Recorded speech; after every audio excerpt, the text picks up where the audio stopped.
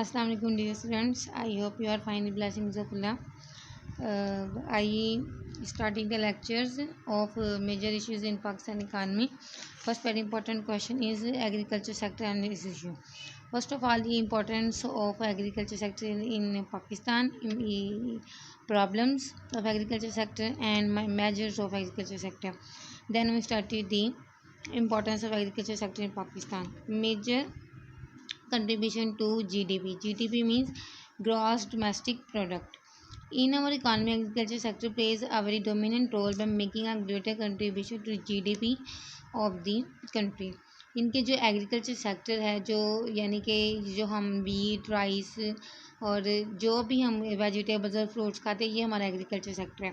अगर हम अपने बेसिकली पाकिस्तान एक एग्रीगेटिंग कंट्री है, अगर हम अपने एग्रीकल्चर सेक्टर पे जो है वो ज़्यादा फोकस करते हैं, इसकी जो है वो इसको प्रोग्रेस प्रोस्पेरिटी के लिए काम करते हैं, तो जाहिर बात है कि जो हमें आउटपुट मिलेगी वो हम बाहर के मुल्क को भी सेल करेंगे। दैन हमें जो वो इनकम रिसीव होगी वो हमारे मुल्क में इन्वेस्ट करेंगे तो हमारा ग्रॉस डोमेस्टिक प्रोडक्ट है वो भी ज़्यादा हो जाएगा। लेकिन अनफॉर्चुनेटली पाकिस्तान में इंडस्ट्री पे ज़्यादा फोकस किया जाता है और जो है वो एग्रीकल्चर पे कम किया जाता है। लेकिन एग्रीकल्चर सेक्टर के अंदर एग्रीकल्चर सेक्टर को जितनी भी इम्पोर्टेंस दी जाती है उसके जो हम आगे जाके पढ़ेंगे कि उसके जो ऑफिसर्स हैं और जो उनको प्रोवाइड किया जाता है वो ईमानदारी से जो है वो फार्मर्स में डिस्ट्रीब्यूट नहीं किया जाता। दैन इससे भी और बहुत ज़्यादा प्रॉब्लम्स है कि हमारी जो है वो एग्रीकल्चर आउटपुट कम है। दैन हम इसको कंटिन्यू करते हैं। As in case of Pakistan the contribution of agriculture to GDP is about 18%।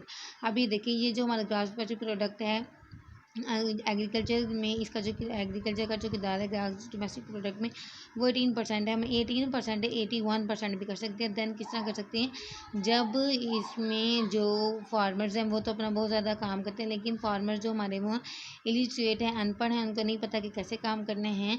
तो बेसिकली यही होगा कि जो हुकूमत एम्प्लॉयड करती है हायर करती है जिन ऑफिसर्स को वो इसी तरीके से पूरी ईमानदारी के साथ उनको सारा बताएंगे किस तरह करना है। और फर्स्ट ऑफ ऑल कि जो हमारे फार्मर्स हैं वो वेरी पुअर हैं, उनकी ड्यू टू पॉवर्टी गुर्बत की वजह से वो जो हैं वो ज़्यादा पैदावार हासिल नहीं कर सकती, ज़्यादा आउटपुट हासिल नहीं कर सकती।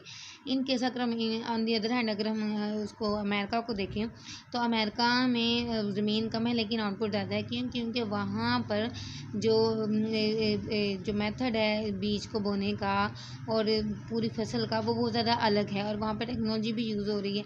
टेक्नोलॉजी हो ना हो लेकिन बेसिकली बात यह है कि जो तरीका अप्लाई किया जाता है वो बहुत ज़्यादा डिफरेंट है। तो हमारे फार्मर्स को ना वो एक तो वो अटैच नहीं होते हैं ऑफिसर्स के साथ, नंबर 2 गवर्नमेंट भी इस तरीके पर ज़्यादा नहीं आ रही और जो है कि क्या कहते हैं उसे एग्रीकल्चर सेक्टर के हवाले से हमारे मुल्क में इतनी ज़्यादा यूनिवर्सिटीज़ वगैरह सब कुछ है लेकिन तरक्की नहीं कर रहा। तो इसका मतलब कहीं ना कहीं पे कोई ना कोई कमी है। It means that despite structural changes in economy, share of agriculture is still at the top amongst all the sectors of economy। कहता है कि अगर हमने दूसरे सेक्टर्स को देखें, इंडस्ट्री को देखें, एक्सपोर्ट्स को देखें, इम्पोर्ट्स को देखें, कपड़े को देखें और मेडिसिन को देखें, ये जो सेक्टर्स हैं इनको अगर हम देख लें तो इससे इन सबसे जो ज़्यादा कंट्रीब्यूशन है इकॉनमी के अंदर वो एग्रीकल्चर की है। लेकिन हम क्या करें कि एग्रीकल्चर के ऊपर ज़्यादा तवज्जो नहीं दे रही है। लेकिन अगर हम देखें बेसिकली तरक्की जब होती है जब हम अपनी चीज़ को जान लें कि हम किस तरीके से तरक्की कर सकते हैं, जो चीज़ हमें आती है। पाकिस्तान की जो नेशनल लैंग्वेज है वो उर्दू है। अगर हम चाहते हैं कि हम तरक्की करें तो हमें अपनी ज़ुबान को आगे लेके जाना पड़ेगा। तो अगर हम चाहते हैं कि हमारी इकॉनमी जो है वो प्रोस्पेरिटी एंड प्रोग्रेस की तरफ आए तो बेसिकली हमें क्या करना पड़ेगा, फर्स्ट ऑफ ऑल हमें अपनी एग्रीकल्चर पे जो है वो करनी पड़े तवज्जो देनी पड़े। अगर हम एग्रीकल्चर को अच्छा कर लेते हैं तो दैन इंशाल्लाह हमारी कंट्री जो है वो इंशाल्लाह प्रोस्पेरिटी पे आ जाएगी। नेक्स्ट पॉइंट है फूड अवेलेबिलिटी की, यानी कि खुराक का मौजूद होना, खुराक का आना। It is the agriculture sector which is responsible for making availability of food possible in the country. अगर एग्रीकल्चर सेक्टर ना हो तो जो हम रोटी चावल और सब्ज़ी और फ्रूट्स और जो दालें वगैरह खाते हैं वो बेसिकली जो गरीब अवाम है ज़्यादातर यही खा रही है, तो वो उसको भी ये अवेलेबल ना हो। The country whose population is rising at the rate of 1.8 per annum, यानी कि हमारी कंट्री की जो पॉपुलेशन है वो 1.8% से जो है वो राइजिंग ज़्यादा हो रही है। और हम दुनिया की जो है वो 6 बिगेस्ट कंट्री हैं। हम हमारी पॉपुलेशन की बेसिक्स के ऊपर सब पहले चाइना था, अब फिर इंडिया हो गया था, अब बेसिकली अब देखें कौन है। लेकिन पाकिस्तान जो है वो 6 biggest country on the basis of population, नहीं कि आबादी के लिहाज से पाकिस्तान दुनिया का 6वां बड़ा मुल्क है। तो ये जो है वो एग्रीकल्चर यही एक लास्ट पे एक वो बचता है हथियार जो पूरे मुल्क को वो सर्व कर रहा है, खिदमत कर रहा है। हम ज़्यादातर जो पाकिस्तान की बेसिक जो है वो आवाम है वो मिडिल क्लास से है, तो यहाँ पे ज़्यादातर रोटी चावल यही खा जाते हैं, दालें सब्जियाँ। तो ये दालें सब्जियाँ रोटी चावल ये कहाँ से आ गई, सारा एग्रीकल्चर से आता है। और एग्रीकल्चर प्रोस्पेरिटी कब करेगा, जब हम इस पर यानी कि अपना अपना रोल प्ले करेंगे।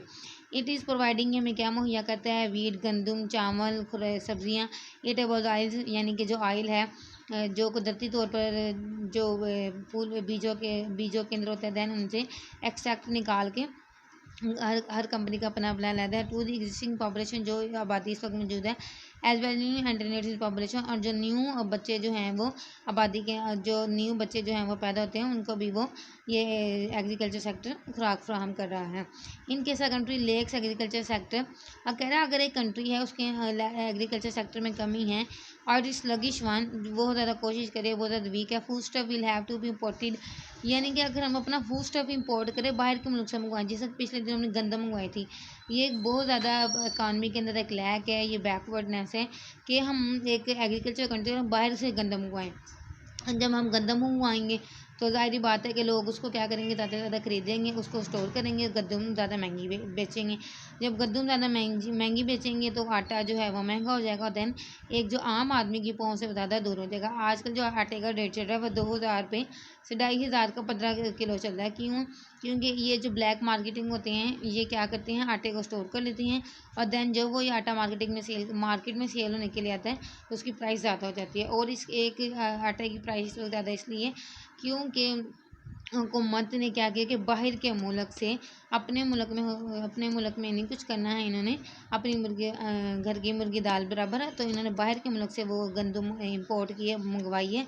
तो जो बैंक ऑफ पंजाब है, जो कंट्री का बैंक है, उसके बज़ाहिर बात है एक नेगेटिव इम्पैक्ट जो है वो पड़ेगा, बहुत बुरा असर पड़ेगा। अपने जो मुल्क में चीज़ होते हुए हमने इसको यूज़ नहीं करना, दैन बाहर के मुल्कों से लेने हम तो वो ज़ाहिर बात है कि एक एग्रीकल्चर सेक्टर हमारे पास ज़मीन भी ज़्यादा है लेकिन इसके बावजूद हमारी आउटपुट कम आ रही है, तो कहीं ना कहीं लेकनेस है उसको रिमूव किया जाए तो इंशाल्लाह फिर हमारी जो है वो एग्रीकल्चर जो है वो सही तरीके से काम करेगी।